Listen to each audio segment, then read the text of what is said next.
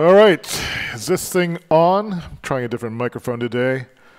Let me know if this audio sounds like crap, because I had to readjust some settings here. Let me just see if... I don't know if this sounds better than the other one. So, what's up? This is What's Up Dave for Tuesday, January 23rd. And it's 10:48 p.m. here in icy New Hampshire. There's black ice all over the place. I almost fell on my ass a few times today. But fortunately, my ass has remained intact. So I guess I'm winning the day. So what's on my mind today? This is my stream where I catch up with my friends on the internet, let people know what's going on, share any interesting news that I've heard. Like, for example, Strudel in the chat room just told me about how Oprah Winfield gets a really great smile. And so one thing I did today was I realized that there's a new, I can maybe adjust the way that I smile. Like 15 years ago, I realized that when I thought I was smiling, I actually wasn't. So so this felt like a smile. I'm thinking I'm smiling. But it's more of a neutral expression, I guess. So I had to concentrate on actually moving my lip muscles up so it looked like a smile. And so I was practicing in the mirror a lot. So so I want to kind of try as a different kind of smile, which is a smile like the one I have when I'm kind of gleeful, and I realized that it's a kind of a long smile. So let me see if I can do it. I'm self-conscious now, so maybe I can't do it. So first I go to the neutral position. Let's call that position 1. The neutral position. And then if I stretch my mouth out and raise it up. So I'm trying to do a smile that's kind of like in the Hayao Miyazaki movies, if you've seen Totoro, there's a wide smile that the cat bus has. Let me find a link for the cat bus. Cat bus Totoro. Let's see if this will work. DuckDuckGo. Yeah, kind of like this one, or actually the Totoro smile is pretty good too. Yeah, kind of like this. That's an illustration. There's in the Miyazaki movies, there's always characters that have unsettling smiles. Oh, here's a good example. It's like, hee. So if I can master this, I'm trying to adjust my appearance so I seem more gleeful and approachable when I'm out in public. So I have a more animated face, which would be, I think, pretty cool. But the tip that Strudel mentioned was that she was watching Oprah Winfield on the Stephen Colbert Show, I believe, and apparently Oprah's secret is instead of saying cheese or something like that when people are taking a smile, she says yay, and really means it, and then you get a really great smile for that. So I'm gonna try that when I get my headshots updated, whenever that is. I was just looking at my old headshot the other day because I accidentally changed it on Facebook. Let me see if I can find it. It probably would be in my Dropbox business, Collateral Dave photos. One of these. I think this is back in 2013. I think this is the current headshot I'm using. And so this is when I was thinking more about branding. Yeah, I had my hair shaved short, and I was trying to convey a kind of an aura of possibility or in thinking. That's when I was using the yellow pen as kind of a branding prop, I guess you could say. And so I've been using this has been the one that's been around for a long time. I don't know if even I need to change it because I still kind of look like that. But it'd be nice just to change things up a little bit. And if you have any opinions on that, then I can maybe put that on my Patreon page. See what it looks like. I still need to do the damn video for it. How do I even look at my Patreon page? I don't know how to do it. This interface confounds me. I guess this is my page. Yeah, so this video I need to update, put something that's more engaging there. Yeah. So, okay, what else is going on? Go to the chat. I said that other topics. I talked about smiling strategies. Oh, I have my schedule is upside down. So I stayed up all night, like it's Friday or something like this. I've been trying to flip my day back around. So I'm waking up with normal people and going to sleep with normal people. But this is one of the hardest things for me to do, to maintain a regular schedule. Like, I just tend to stay up late. For the past couple of days, I've been going to sleep at a reasonable time for me, which is around 10 or 11 p.m. But I've been waking up like a couple hours afterwards, and I toss and turn for the next 5 hours. And so I get up a little bit and try to do something, but I'm still tired. My brain is mentally fuzzy, but I can't fall asleep. I don't know what it is. This happens every once in a while. So instead of fighting it because it's put me in this unproductive, sour mood, I've just been sleeping until I am not tired anymore, and then waking up and working on stuff. And I think it's just going to have to be that way for a while until I fall back into a regular schedule somehow. It could be that I've stopped exercising and I need to go back to the gym, but it's so cold outside. I don't want to leave the house. And yeah, so upside down schedules. Let's do the show and tell.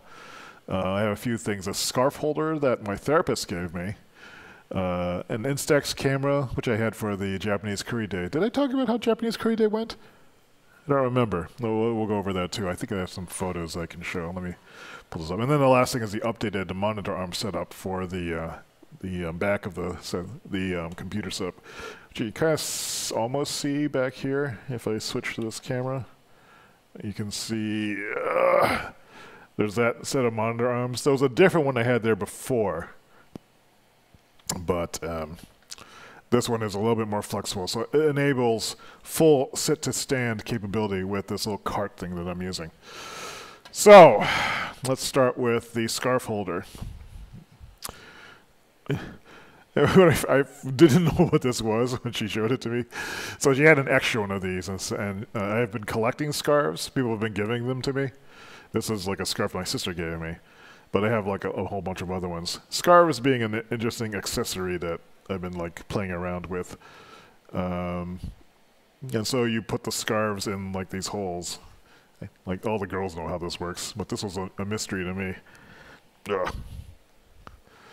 And so the littler holes, I guess you can put like thinner scarves in. I don't have any right here, but I have some that are like that. So I can hang this up in my closet then, or someplace.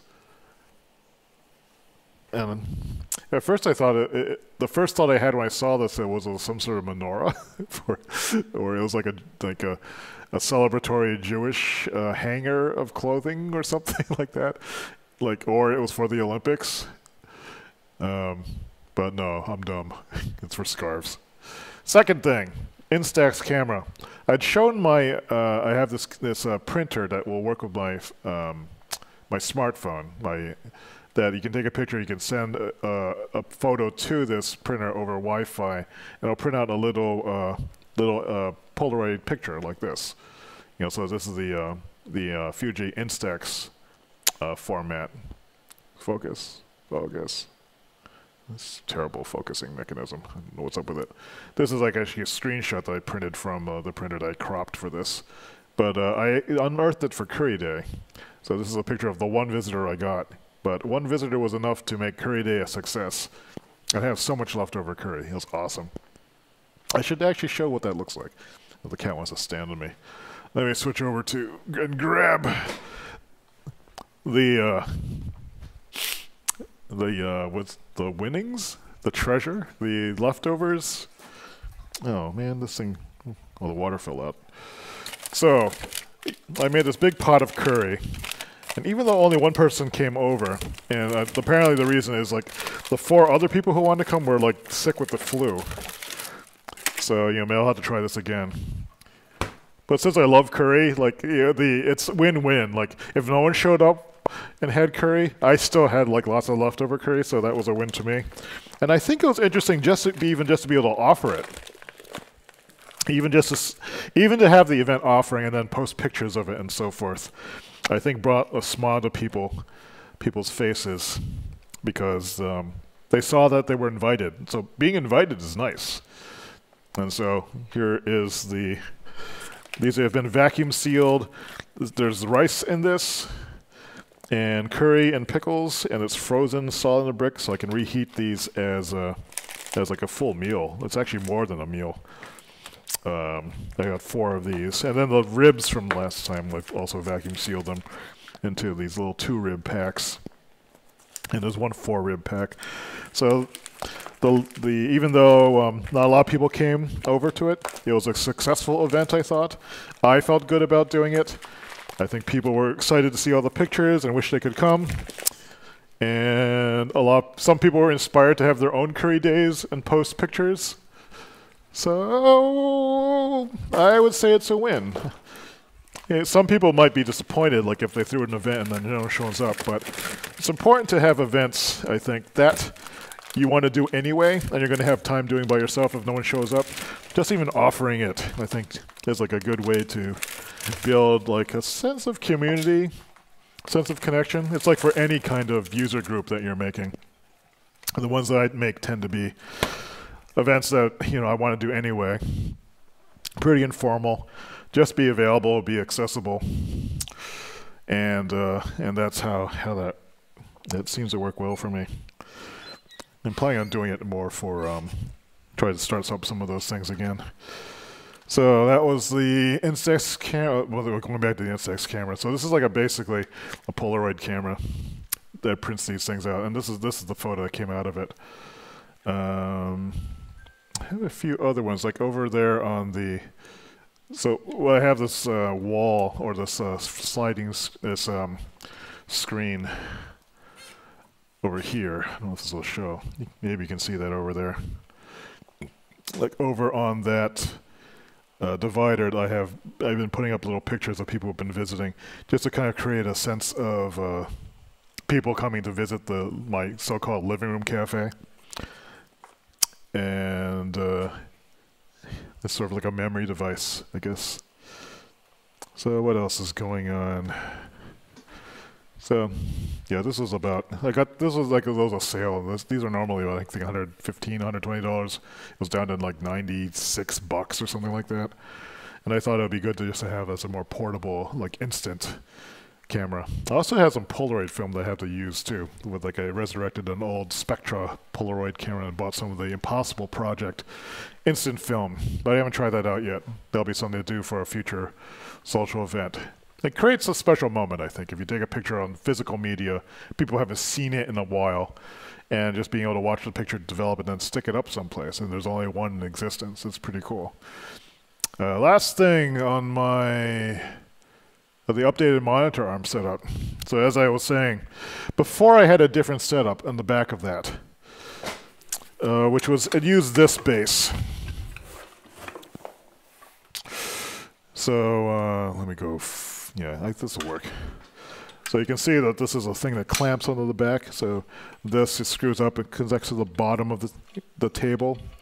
And then like these 2 arms come out and you put other arms on it, which you can see over here. Maybe this will make sense if I get a good angle for this. Maybe not. All right, let me go split view. So these are the arms, and so on the bottom here on the right side, you can see maybe that I have a different base there. It's a single pole instead of this double pole setup I have. But the big advantage of this one is like each arm can be at a different height. This one I have on the left. This is great if you have 2 exact monitors that are exactly the same size and you want them side by side. Not so great if you have an asymmetric setup like I have right here. So I have the laptop holder. I have the laptop on the left, and I have this 21-inch or 22-inch monitor on the right. And for me to get the full sit-to-stand experience, so when I actually had to raise this much higher. So actually having that arm on the right be considerably higher than the arm on the left and makes that happen. I've also made a few adjustments to the way that the other things connected to the back, like the camera rig that's there that's holding this webcam here on top of the laptop is there. The reason why I'm using that camera instead of the built-in webcam, which is right beneath this, is because when the camera is on top of this, I'll demonstrate. When the camera is on the laptop itself, as it would be if I was using the built-in webcam. So now the web camera is here on the laptop, right? Looks great, right? Let me move this out of the way. Everything is fine until I hit this desk or this. Everything starts shaking. And it used to be on the other one, like every time I did something, you would see the camera shake. Like when the laptop shook, it's not particularly, and I thought it was making people dizzy. And so, but having it separate from the laptop, it isolates it from typing stuff, the typing vibration, and it's much more stable. So now I can, well, now I'm hitting the camera. Now I can move the laptop, and that should be stable. And it's more stable too when I'm hitting like the desk. I think it still moves around a little bit, but it's quite a bit better. So that's the current state of the monitor arms. I'm pretty pleased with that. Last thing to talk about for today's What's Up Dave is, resistance to thinking. I had this thought. I've been like working on my new productivity system for 2018 because February 2nd is coming out really quick, right? And there were two things. One thing, this new system is going to be about removing the anxiety from tasks and time management. And my initial thought was just not have any. So it would be a taskless, timeless productivity system. How can you be productive without being time aware or task aware? Well, instead of putting your attention on like how you're doing in terms of like, am I doing all my tasks? Am I doing my get things done process? Am I checking boxes off my to-do list? I hate that stuff. Instead, I wanted to focus on just counting what got done. So there'd be a bucket in which you accrued the results, the fruits of the day's labor, so to speak. So when you, and you would focus on that. What is it that I can put in the bucket? What is it I can put in the bucket? What is it can I put in the bucket? Rather than what tasks do I have to do today? There's something about tasks and time management that just sort of saps all the enthusiasm out of me. I'm productive when I can fall into the zone and just make things or execute things. Now, every day I can't produce something that's finished, but there's a number of in-between steps I can make tangible. So part of this taskless, timeless productivity system, and this is just for myself right now because I'm not sure if it's going to work, is to have a place to store those things so you can review them. And so the sense of productivity comes from what's in the bucket. And then at the end of the week, how many things are in the bucket? And then the follow-up step after that, which is separate from the creative stage, is to see like, okay, I've got these things in the bucket. How will I move things from this raw finished bucket into a more of a outreach giving kind of bucket? Because that's where opportunity rises. The opportunity of having something you can share with someone else so they can see it and be affected by it, and then create a connection or an opportunity, change the universe in some ways. The cat is going to the glitter box, and I hope he actually uses it instead of pooping outside of it. But I won't show that. The second thing is that, well, you can make, if you have a polished piece of work that's in the bucket, like you've harvested some fruit, polish it up and sell it. You know, sometimes the thing that's in the bucket is an intermediate step, like you learned how to do something. You learned how to make a simple Electron.js application and deployed it. That's an example of a process that can be documented and saved someplace. Or you created something that's share worthy. You created something that is self-contained in some way that can be applied or used by someone else, including yourself. But when it's ready, when it's packaged, it's to put it into a form that can be more readily understood and applied. And so that's this is part of the taskless timeless system. But all that aside, so what I'm saying is like, okay, it's great when I can get into the mode where I'm working on stuff. I'm not thinking about tasks, like all these tasks that I'm supposed to do, or time, or how long is this going to take, I need to do this quickly, it's ASAP, blah, blah, blah. All that thinking just creates anxiety. And I don't think it's particularly useful. One reason why it's such an issue for me is, like, for whatever reason, I'm very sensitive to that kind of stuff. And I think this goes back to childhood things. A certain anxiety I have about time and tasks. And it occurred to me that what it really was, that's preventing me from getting into the mindset where I'm actually making things and putting them in the bucket. The putting in the bucket idea, I think, is a good one that will work for me. But I'm not directly addressing the anxiety that comes from time and tasks. And the two things I think apply to me in this case, in terms of timeless, in terms of time, I associate doing things quickly with competence. I used to think that I was very stupid and incompetent and bad at things, because other people seem to be so much more confident about it. If you've ever wondered about like imposter syndrome, that kind of thing, questioning my competence.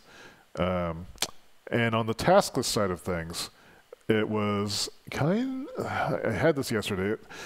There's a similar anxiety that's there that's related to competence, and it's also related to, I guess, just being bored by things. So anyway, that's kind of where I am on this. But with regards to resistance to thinking, like today, for example, I didn't want to work on any project stuff because it involved thinking. And usually I'm pretty good at thinking, but thinking lately has seemed like a real burden. Being able to guide my thinking in a way that doesn't create anxiety or trigger like these false childhood associations. The cat just sneezed on me. So I'll write a blog post at some point. And see. So it feels like I'm ready to put the system together. So I'll want to do a design session at some point, and I will stream that and let people kind of weigh in on the process. And I'll also post this in our in the co-working chat room that I'm running. If you go to davidsay.com/discord, it'll take you into it, where a bunch of us have been hanging out and working on things. We have a pretty good number of people these days, which is nice. Some new faces, different mix. People just are playing with process, trying to get things done. Different industries, different reasons for doing things. So that's today's What's Up Dave. That's what's on my mind. Tomorrow, I'm hoping to get some packages to replace this giant screen thing that's over there. I don't know if you. So it's that folding screen, which is this black hulking thing. The reason why it's up there is when I was doing, you can see the little corner of the cat box there. Because the cat refuses to poop anywhere else in the house, that's where it is right now. And it really, really, really annoys me that I have to put that there. But I'm going to get a shorter 2-foot high screen, a shoji style screen, and stick it over there. And so it won't kind of block off that whole corner of the living room. Right now it's like this monolithic black thing, and it sort of makes the room feel smaller and shittier. So I'm hoping the small screen will make it feel a little bit more open and still hide the cat box from immediate view. That's the great hope anyway. Anything else happening? Nothing comes to mind. I'm still trying to pull my tasking and time stuff. I'm kicking off a project. Oh, I haven't shown that. I've been working on converting Trello to a Scrivener. So I think I pulled that up. Let me close some stuff over here. So previously, did I show this the other day? I don't remember. Let me show you this Trello board. I think I did show this to people, but I guess an earlier iteration of this. So here, like I was doing a project outline. I was like going through our meeting notes and going through some provided documentation to break down what our the things to resolve were. Like these are the main system elements, systems that we have to design and implement. Here's the requirements. Here are the models, conceptual models we need to be able to understand so we can make systems that actually work well for the intended goal of the project, and development things to resolve. So I was originally thinking I would put all my decisions and the text inside these cards, but this just makes it hard to, I guess, get a good sense of. It's just hard to read through. It's hard to browse through this way, or at least it's not a format that I like, and I don't particularly like editing inside this. There's too much text that needs to go into this, so I thought I would convert it and put it into Scrivener.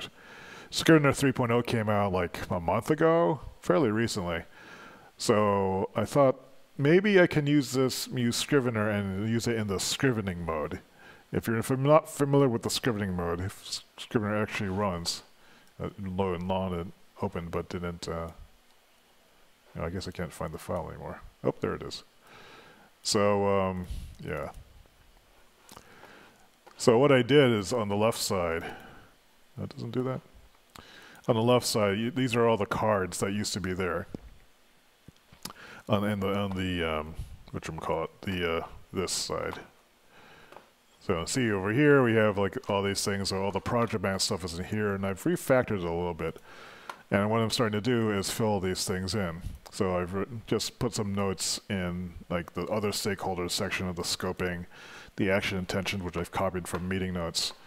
But the nice thing that you can do with Scrivener is, I'm on 2-pane mode. If I'm in single pane mode, you see this project, this continuity folder, subfolder of the netcreate project. If I go here, I'm only seeing like the top level one. But, and likewise here, if I click on this, there's blank because there's nothing actually in here. But there's all this other nested content that's here. I can go to this and turn this into scrivening mode, and what it'll do is it'll just go through all the subdirectories or subfolders, and it'll print them out all online. And you can dump it out this way too, and you can publish that. So what this allows me to do is is to focus on writing out a really good section for the, let's say, success conditions, format it the way I want, and I can then link to these, or I can just reorder them just by moving them up and down like this. And so I think this might be a good way of not only keeping track of my continuity about what I'm working on, stuff like this, but also manage the documentation and the knowledge base, and then publish it to a web format of some kind. I don't know if this is going to work, and I've preset this up, so I am planning on using some sort of markdown converter to generate it, which you can do this as you compile it, which is where it's been a while since I've used Scrivener, and I've never actually used these text tools. Where is it? I saw compile. Actually, I'll see what it does. So default, there's a number of formats, so you can choose where to start it from, or what to include in it. You can choose, I think, a compile output. I don't know. No layouts format. So it has a lot of different ways of producing documented formats. Compile for PDF, thread to multi-markdown.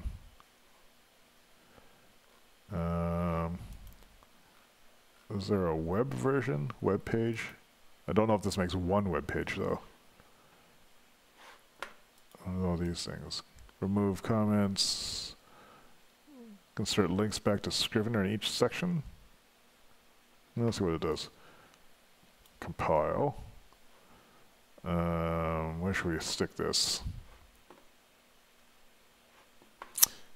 Let's see if it just litters my desktop. I hope it doesn't. Where did it go?